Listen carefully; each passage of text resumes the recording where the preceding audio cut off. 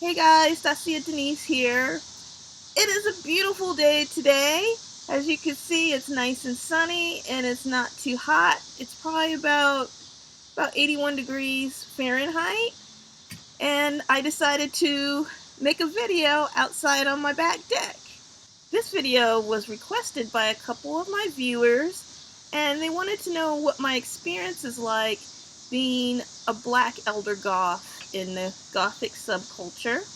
Just to let y'all know, I'm going to just have a conversation with you guys like you're sitting in front of me right on my back deck. So forgive me for the ahs, wells. I'll try to be on the lookout for that.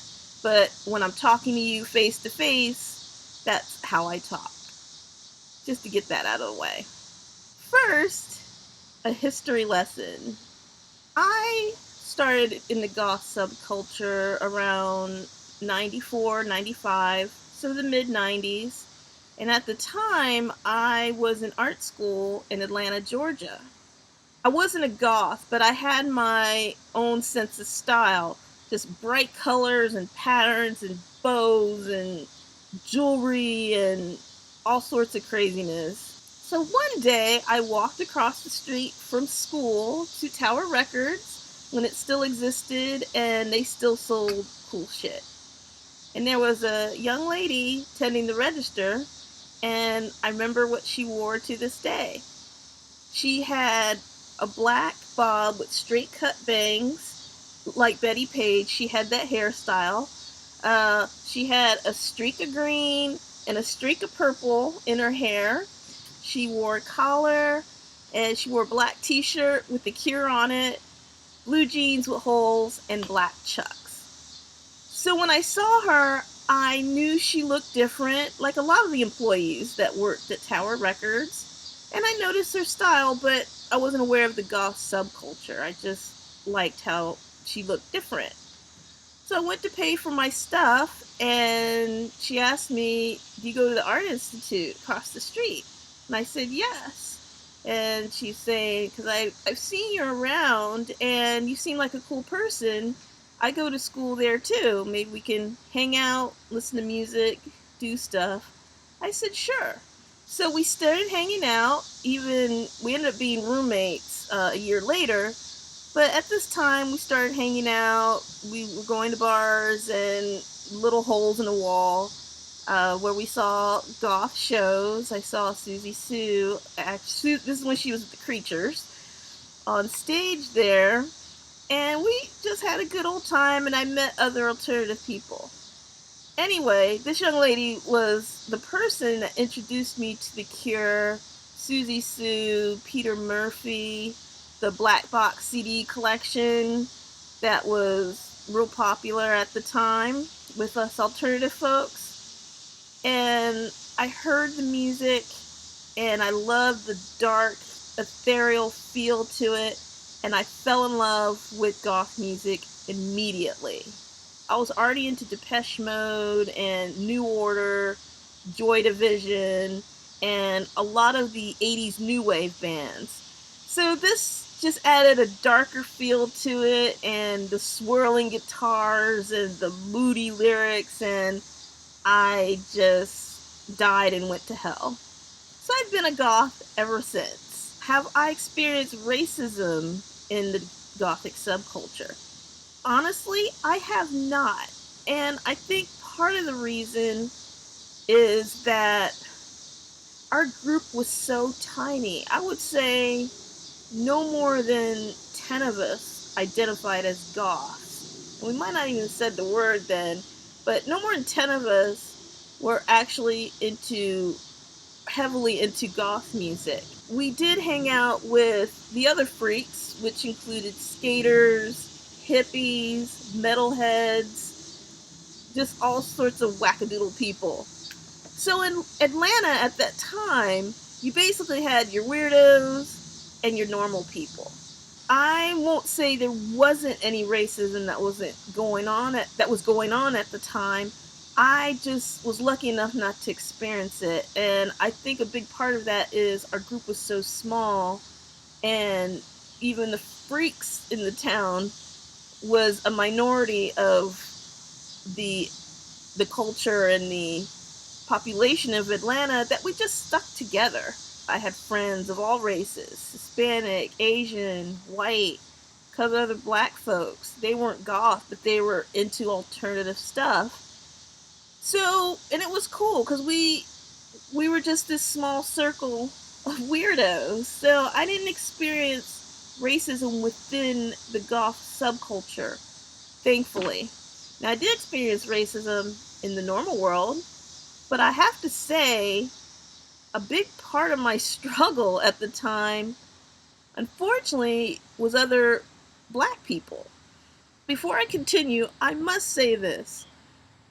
Black Americans in particular have been stuck with this stereotype that we're oversexed and hypersexual and that we're just uncivilized and savage and can't control ourselves and we just want to have sex and cause destruction. That's the meaning of our lives. And that stereotype always struck me as bizarre because what people don't understand is a lot of black people are conservative. Maybe not politically, but socially, a lot of us are conservative. A lot of black people are religious and superstitious. I am neither, so I haven't felt part of the black community as a whole in years, really. Even before I was goth, even now. You know, I got the whole, oh, you're worshiping the devil, and that's evil, and you need to get down on your knees and pray to Jesus, and all this other foolishness. And what's funny is, I'm an atheist now, but at the time, I was a Christian. But I was a weirdo, so I wasn't the right type of Christian. Whatever. Another thing I got major shit for was even listening to rock and roll in the first place. Which, if I remember correctly, I think I think black people had a little something to do with the invention of rock and roll. And people don't want to admit this, which is weird, but it's true. You know, rock and roll is rhythm and blues plus country. It's that mixture, and you wouldn't have rock and roll without black people. Seriously. In fact, back in my grandmother's day, it was called nigger music.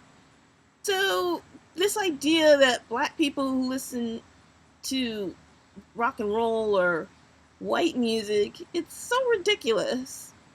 White people listen to jazz, they listen to blues, they listen to rap, and there's nothing wrong with that. It's music.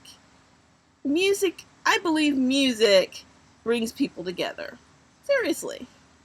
So my struggle was really just with normal society in general and normal black, the normal black community in particular. Now, I've also come across elitist goths. Not many. They were in the vast minority, but I still dealt with them. I didn't start wearing black clothes or dressing goth immediately. I was listening to the music, I was getting to know the subculture. I still had my bright Cyndi Lauper-esque style going on. So, you know, people would question me. Oh, you're not really goth, or that's really, you're doing it wrong, blah, blah, blah. And I was new to the subculture, so I wasn't sure how to respond. And I really didn't respond. I just thought, well, that's pretty shitty.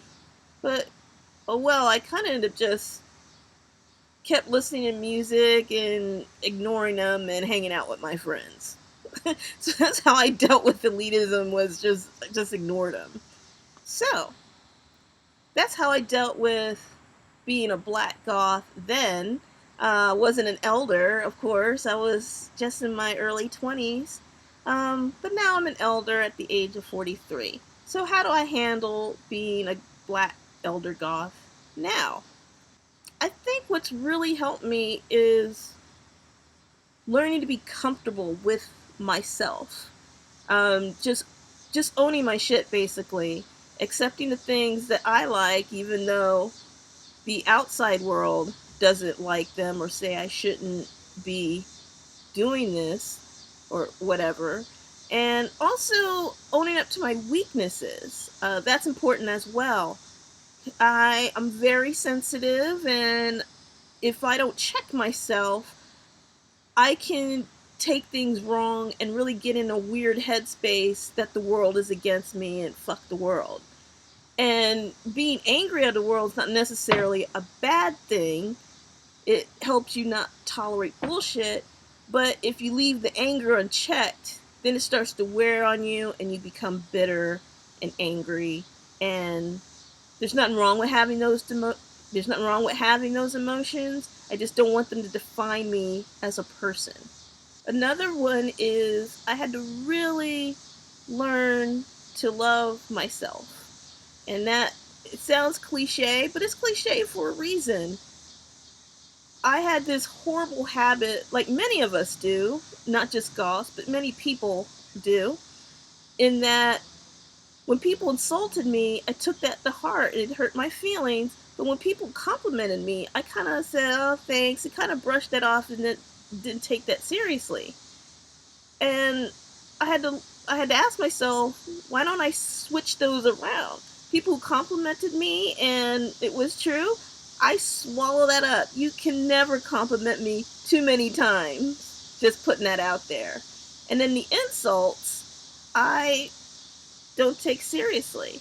And I'm not talking about constructive criticism. I'm talking about insults. Oh, you're ugly and you got ugly nappy hair, blah, blah, blah. Go pound sand as far as I'm concerned with that. So I guess what I'm saying is it I finally took some time to myself to really figure out what makes me tick. What makes me angry and why? What makes me sad and why? What makes me happy and why? And these are questions that will never get resolved. Possibly. Because I'm a work in progress. And so are you, and so is your next door neighbor and random guy down the street. We are all a work in progress. So I say that because this asking why and answering, you're going to be doing that for the rest of your life. That's how you grow as a person. And no one dies perfect. No one's born perfect, no one lives perfect, and no one dies perfect. Lastly, I'd like to say how I deal with being a black elder goth is I just own it. I am not mainstream. I don't want to be mainstream. Sometimes I feel misunderstood and I feel disconnected from society. And if I let it, it can get to me. But I think owning your shit and loving yourself, I would start there. I encourage everyone, whether you're goth or not, to take time and just think about yourself and just think of how you work. I feel like a lot of people don't do this. They don't self-reflect. And it's a big part of improving as a human being. I also don't tolerate disrespect. I treat my humanity like gold, and that's because your humanity is the most valuable thing you possess, period. And you have to own it, and you have to love it and cherish it, because if you don't, you can't really expect anyone else to. So I hope this video was helpful. Thanks for watching. Love and shimmies. Until next time.